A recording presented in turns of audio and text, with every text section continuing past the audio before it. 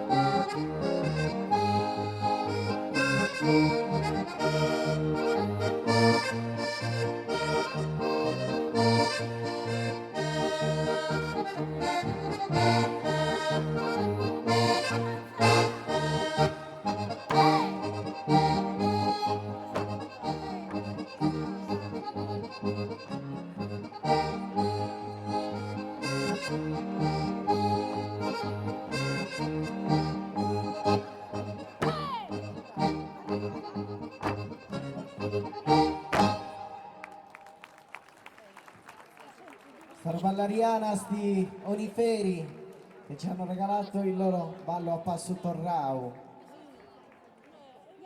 Allora, vi faccio retrocedere un attimo qui sul fondo del palco.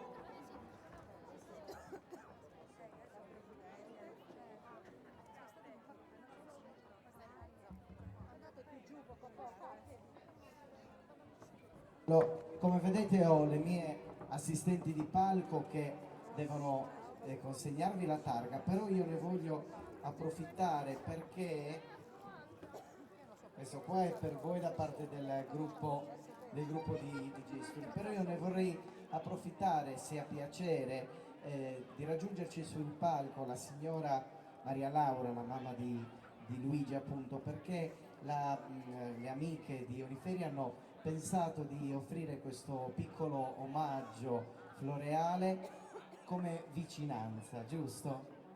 Un fiore per Luigi, ma lo conosco il 60 Gloria, sempre ballando, con la stessa passione.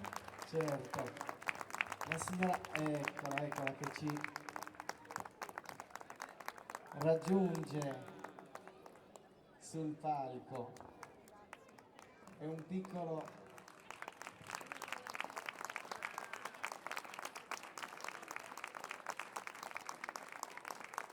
Io mi sto emozionando molto stasera, è una bella unione di amicizia da parte di tutta la Sardegna, possiamo dire. Questo è un momento bello, nonostante tutto è un grande momento di vicinanza. Grazie alle amiche di Uniferi, perché facciamo così, questo lo tengo io, perché che cosa ne dite se per uscire dal palco le facciamo uscire danzando e ci fanno un altro pezzettino di ballo? Avete voglia? Va bene? E allora con un ballo di saluto, l'applauso per le amiche di Uniferi, Sarballarianas.